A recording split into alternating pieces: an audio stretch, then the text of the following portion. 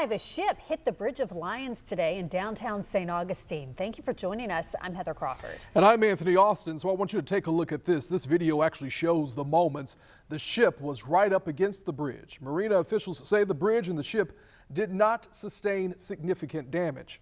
Right now, our Zach Wilcox is in downtown St. Augustine. And Zach, you found out that this collision actually happened after the ship lost power?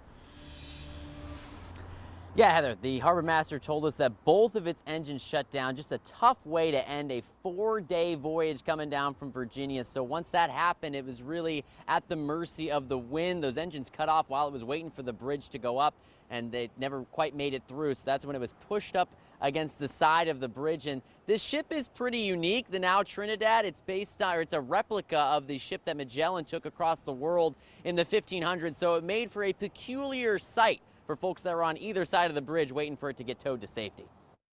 Not what you see every day for sure, so that's why we were paying attention to it and watching it. When Lynn Blow saw what looked like a 500-year-old ship floating toward the Bridge of Lions, she immediately started filming. She couldn't look away. Like a train wreck, but maybe a shipwreck, you know. The NAO Trinidad was just finishing a 4-day trek down from Georgetown, Virginia to display the floating museum in St. Augustine. Blow could tell right away the end of the voyage wasn't going as planned. It was obvious there was a problem because it was not stopping and it was not in the right, pivoted in the right direction to clear the bridge. The NAO Trinidad was the first ship to navigate the Strait of Magellan, but its replica wasn't going to make it through the Bridge of Lions once both of its engines quit. They were just at the mercy of the weather at that point. Unfortunately, they did drift into the bridge.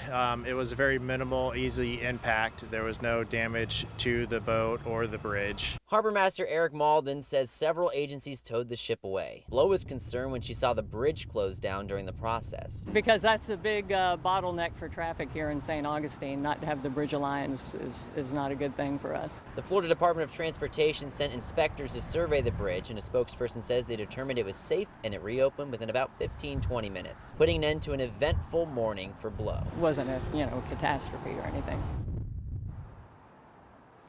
Yeah, so you can see plenty of rush hour traffic making its way over the bridge now. As for the NAO Trinidad, it is more just a little ways north of the bridge for the time being. It'll be in St. Augustine for a couple of weeks for tours.